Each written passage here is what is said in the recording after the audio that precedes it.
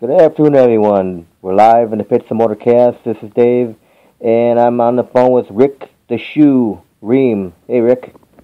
Hello there. How are you today, buddy? Oh, the sun's shining, and it's about 70 degrees for a change, and no rain until tomorrow, so I guess we're doing good.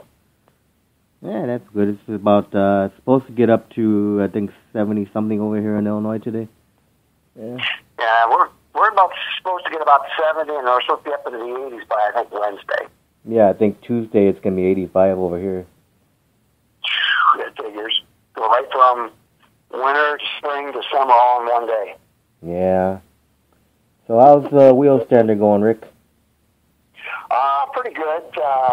We had some issues with it last fall. We blew the engine up at Great Lakes and got back home and put another engine in it and went to Bristol and had a few minor issues, and then went to Memphis after that and had a few minor issues. So over the wintertime, we took it completely apart and started all over again. So we basically refreshed the engine that we put in last October.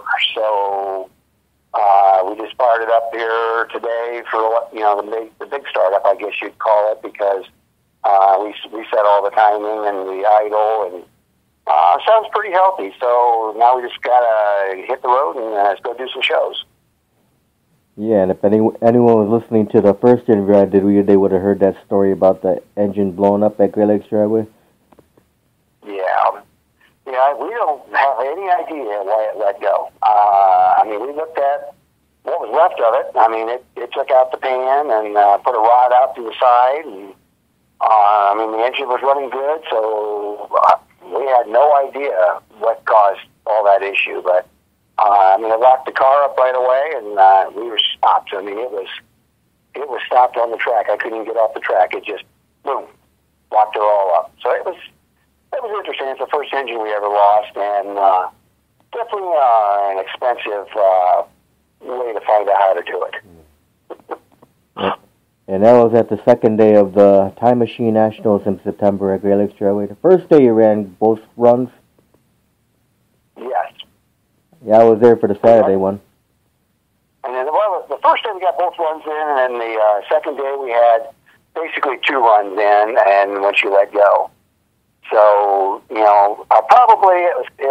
if I had known that we was having some issues, I probably would not have come back up the track and turned around to go again. I was just trying to put a show on, thinking, why am I running out of fuel or something of that nature? And so I was trying to put a good show on for everybody, and I went down for that.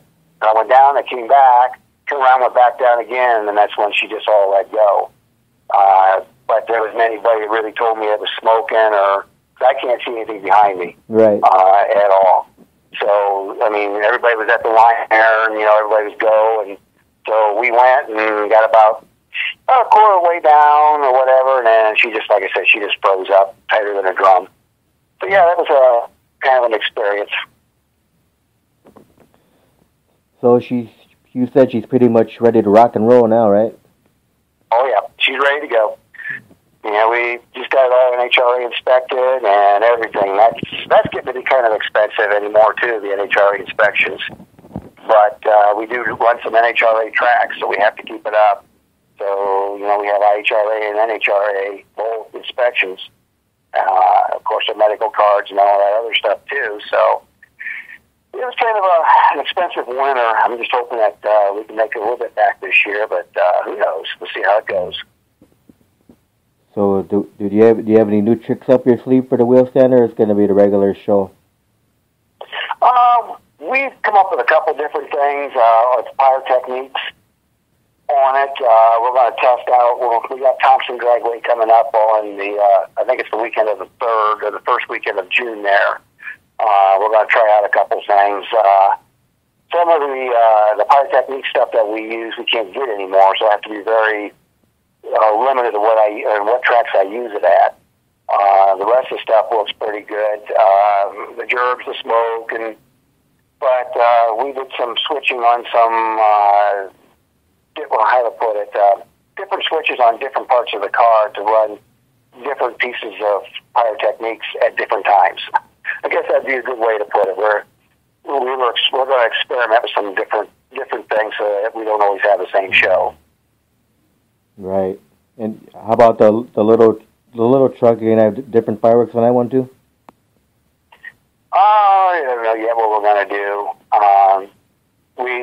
Of course, most people don't know. Some people do, but we do have a second Wheelstander, the white one, as we were talking about earlier. And we're still in the testing stages on it.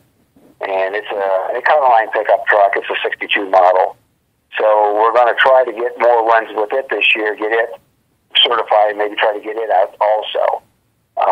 But it's more of a basic Wheelstander, totally set up from the 60s. Originally a red wagon, paddy wagon, the trick truck, and all those were always left-hand drive.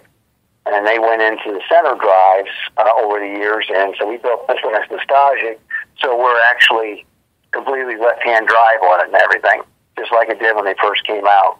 So it ought to be an interesting piece. We've got about maybe 15 runs on it, and getting a few of the bugs out of it. So hopefully, next year or so we'll have that one out too. But we'll see what happens. Sounds good. So if anyone that didn't hear the first interview, tell the people out there, when did you start wheel standing? Actually, when I actually started doing this, now. But I actually started back in '65 when Bill Shrewsbury drove the Hearst Henry under glass. They actually kept the car at my grandfather's station here in Mansfield, and of course it's Ohio. So I got started way back then when Bob Riggle took over the Henry under glass and Shrewsbury went on to the LA Dart. So we stayed pretty active with them all the way up to about the mid-'70s, and then I went into service and come back out, and then we started working with super modified sprints and roundy round cars and stuff like that. And I ran across this Econoline pickup, and we decided to get it. We was going to make a post streeter out of it, and then everybody talked me into making a Wheelstander out of it. So we were actually doing it when I ran across the Studebaker Wheelstander, and the gentleman that had it before wanted to retire. So I drove it here for him, and then picked it up from there on, and we've been going strong ever since. Now describe the engine for the truck. What's that? I said, can you describe the engine for the truck? Which one, the Firetruck or the white one? Firetruck. The Firetruck's a 460. It's a 454 big block. Running on alcohol. We're guessing roughly about 600 horsepower. And how about the white truck? The white truck's a little scarier. We got a 460 big block, 513 cubic inches on that one. And if we've got it figured right, it's pushing pretty close to 1,200 horsepower.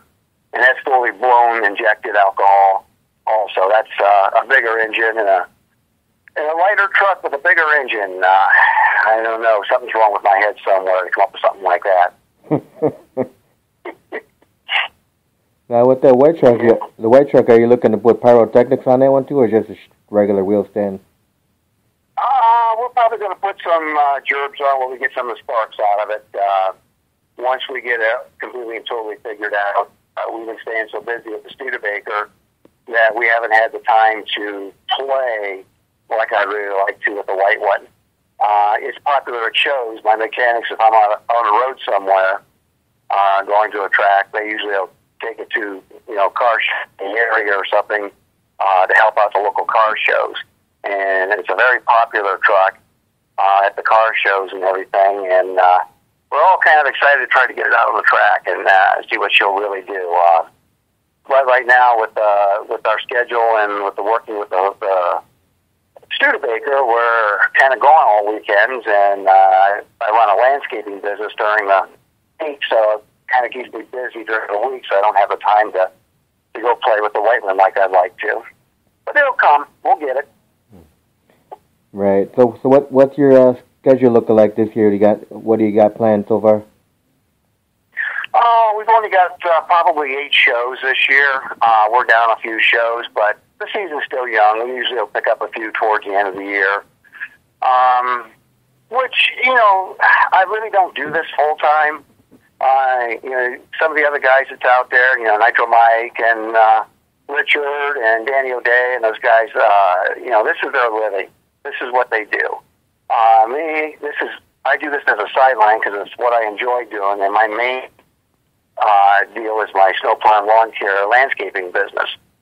But I am 61, and next year I'll be 62, and that's when I want to retire out of the landscaping business and everything. So we might pick up a few more shows and go that way. But we stay fairly busy in June, July, August, September, and we even get a couple shows pushed kind of into October. So, we'll stay busy enough to be out there with everybody, which is what we like to do. We like going to the tracks and talking to the people and, putting on good shows and, and people enjoying what we do. The Wheelstanders are still, I think, very popular. There's a lot of jets out there. Those are popular. And there's not as many Wheelstanders as there once was. But it seems like when the Wheelstanders are there, I know when we're at the track, we get a lot of people at the trail. A lot of people who stay. They really miss seeing the Wheelstander. And a lot of the guys that did it back in the day are, they're in their 70s and 80s. And, and I think Nitro Mike might be one of the youngest guys out there running right now. The rest of us are old. That's the only ones that can afford them. Yeah. You and Richard and Jim Brewer. Yep. Yeah, Jimmy Brewer's in his 80s. Yeah. Richard's in his upper 70s. I mean, Riggle's in his, I think Riggle's 80 or 81. I think Shrewsbury's 80 or 81. So, yeah, we're, those guys are, some of them are retired, some of them are still doing some things, and then we still got Jimmy out there hustling and bustling and going strong, and Richard's going strong, and Danny's going strong. So, I mean, there's a few of us still left, and we're still out there kicking. Yeah. So off the top of your head, can you even think of any of the shows you got scheduled? Which dates and all that? What tracks? We're going to be in Thompson Dragway in the first week of June. Then we're going to be down to Ozark. I believe it's the second week of June, and then we're going to be in San Antonio, I believe, the third week of June. And then the next week we're off as of right now, and then we're going to be, I'm trying to remember if I go to Maryland first or New York, or I think we're going to be at National Trails, and I think we're going to be in New York, up at Empire, and then I think we're going to be in Maryland. Those are the ones that are on the top of my head right now. And then we got Ozark in August and Bristol, I believe, in August so far. And then if people want to find the schedule like online, they go on Facebook. It's Hot Rod Firetruck, right? The page? Yes, you can go to the webpage. We do not have it updated at this time. We'll try to get that updated this week so that people can kind of get an idea about where we're going to be at. And, come on out, support your track, and support the guys that put the shows on for you. Your weekly guys that are out there every week, doing their thing. And you've got your jet guys and your motorcycle guys and your snowmobile guys. And, I mean, they're out there for a reason, and they put a show on for everybody, for the promoters and for the spectators. And don't ever be afraid to go down and get an autograph or talk to any of the guys out there. Everybody's friendly, and we got to keep this sport going. All kinds of racing's kind of struggling anymore, but we got to really work hard to keep this going so we can all enjoy what we've always had. Yeah, you got to get the kids out there. We do a lot with the kids. The lead truck that we have, we'll actually put kids in them, and their parents will take pictures of them in the truck. Studebaker's kind of hard with it being center drive and with all the gadgets and the gizmos and everything that's in it. But the kids really do enjoy it, and, if we go to a school, we'll try to go to a school and help them out when they'll have, like, truck days and car days, and just, we'll go in and help them out. Get them involved. Get them out from behind the TV set and playing the video games and stuff. Get them out there, tear that bicycle apart and put it back together. And, you know, like I used to do, I'd tear it apart and my dad yell at me because I never knew how to put it back together. Tearing things apart is easy. Putting them back together has always been tough. Yeah, the kids need to get off the video games. Oh, yeah. You know, in the real world, you know, come on out to the drag strip. Go out to the local roundy round tracks. I mean, the guys, the people, we're a whole different breed than any other sport. Everybody's friendly. Everybody gets along. You know, it's fun to be at the drag strips. You know, we go to some of the big shows with the big NHRA boys, or we go to the small strips out in the middle of nowhere. I mean, it's fun. The people are friendly. It just makes it a lot of fun. The traveling gets kind of tough sometimes, but we still have fun. And if we didn't have fun, we wouldn't be doing it. Do you put kids in the other truck, the one that pulls you with the Dalmatian in it? Yeah. Yeah, they, a little Cushman that we carry, yeah, the kids like you sitting in it too, so yeah, we put them in that with our little, Sparky, our Dalmatian dog, our little stuffed dog, and they love that.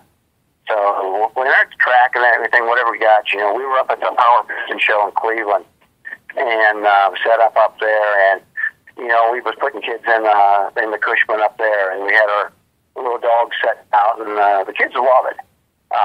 You know, the fire truck theme's kind of cool. Everybody relates to firemen, firefighters, fire people, and police officers and such. So, you know, having a theme's kind of neat. You don't usually run across a 50 bullet-nose Studebaker fire truck. I mean, I don't think you're going to find them anywhere. So we are kind of unique in a lot of different ways. So, but yeah, let's get the kids involved. Just have fun. Let me ask you this question, Rick. What's your fondest memory of driving the Wheelstander throughout your whole career? What is my fondest memory? Oh, probably the very first time that I went out and I had to run with Richard and the Rebecca at Echo, New Jersey. I met Richard back in 1968 at Motor City Dragway when I was traveling with the Hen in the Glass in the dark back in those days. I rode with him. And I'm sitting there watching him go by me as usual. And I'm sitting there thinking, wow, here I am running with a guy that I met that started way back in 68. And I thought, oh, crap, I better get my act together here and figure out what I'm doing so I don't end up in the guardrail or something. So that was kind of probably my fondest memory thus far on this deal. Yeah. Did you ever race with Bill Maverick Golden? No, I knew Bill. We ran a lot with him back in the day. I never got a chance to run with a lot of the guys from back in the day. About the only two I've run with right now has been Nitro Mike, Jimmy Brewer, and Richard. And you know, I'm slow. I put on a different type of show. They're a lot faster than I am. But, you know, it's not like it was back in the 70s, 80s, 90s and stuff when it was, you know, side-by-side grudge racing and such. You know, everybody's out there now to kind of put a show on and you know, and thrill the fans. You know, not everybody does this. I was down at 66 a couple years ago, and I was talking to the guys that's riding Nitro Harleys. And I told them, I said, you know what I do is crazy. I said, like, what you guys do is absolutely nuts. And they said, you know what? We wouldn't in our world do what you're doing. Said, we feel safer on these bikes than we would ever in a Wheelstander. And I got to thinking about that, and I was like, you know, it's kind of neat in a lot of ways to have somebody, you know, actually respect what we do. You know, the dangers that we do, or, you know, trying to drive a car on two wheels. And that was kind of neat in a lot of ways. Right. So, I don't remember if I asked you in the first interview. Have you ever had any accidents with the Wheelstander? No. only time I had any issues was, I believe it was up at Great Lakes, and they got that little burnout box, and you come up that little hill. And when I did the little burnout, like up the top of the hill, I actually thought that I was past that little hill, and I did my, what they call the two-step out, where you bring up, you go down the track and everything, but I wasn't. Next thing you knew, I unloaded the tires, and I was standing the truck halfway straight up and down. I was looking at the moon, and I'm thinking, this isn't going to end up well at all.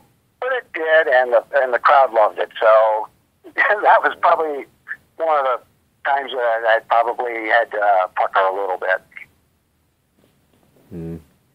Yeah, they just tore out the burnout boxes at Great Lakes over the winter, and I guess they made them better for the drivers, I guess. I don't know. No, I mean, we'll run any place, and we get around to everything. A lot of times we won't run through the water unless we know we got a bunch of crap on our tires. It's the traction deal for us. So, you'll see Richard and a lot of the guys that won't go through the water, they'll go around it.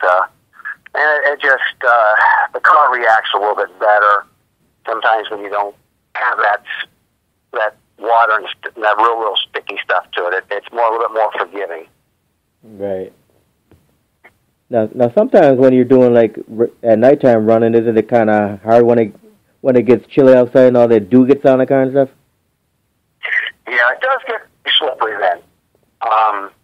There's been a couple times where, I can feel the car swaying on me going down the track. We did a show last year up at Quaker City, and the track got real dewy, and it was kind of foggy out, and it was kind of a type of a ride. The car kept wanting to slip out from under you, and that was different.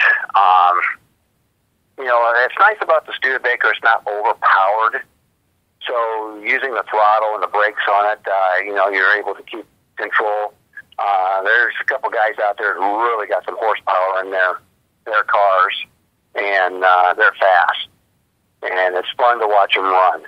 But this one here being, kind of underpowered to a point, I think sometimes it's a little easier to run. Yeah, like those pro mod drivers, those cars are pretty fast. Oh yeah, those guys are fun to watch. I love watching those guys. Those guys, to me, I mean, that's the ultimate right there. That's got to be the ultimate thrill. Did you get to watch like the Chicago Wise guys at Great Lakes at all?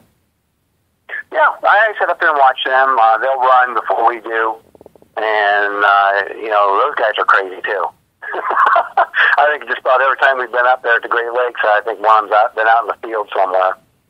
So yeah, those guys are fast, and they're a bunch of great guys. Oh yeah, Pete Demos started that thing like 23 years ago and still going. I don't know. You just, keep on going, keep on trucking, keep on trying to have fun. That's what it's about. Yeah, if you're not having fun, then it's probably time to get out. Yep, that's what I told everybody, and the old saying is, how to become a millionaire in racing is start out as a billionaire. So yeah, you're not in there to make money, that's for sure. If you didn't like what you do, you might as well not even do it.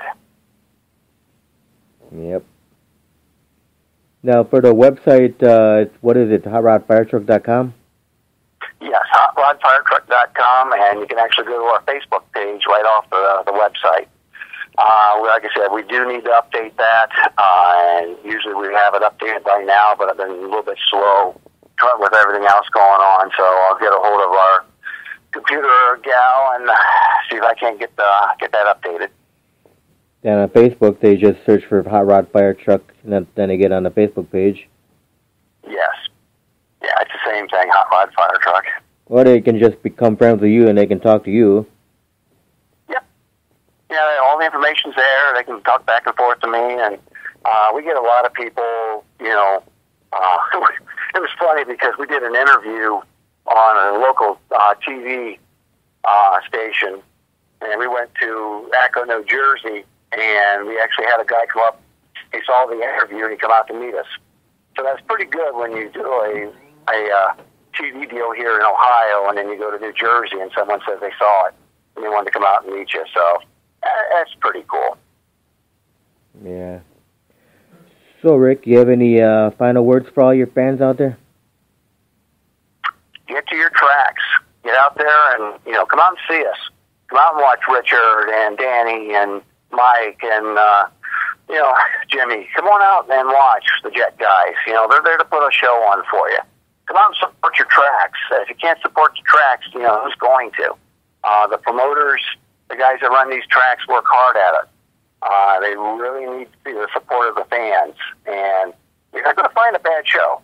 No matter who they get in or what they get in, there's always going to be a good show. Well, enjoy it. Bring the kids out. It's a family deal. Everybody has fun. Everybody is friendly, and you can't beat it. Okay, well, thanks for your time for this interview today, Rick. No problem. Anytime. Give me a call. Have a great day. You too, sir. Happy Mother's Day. Bye-bye. All right.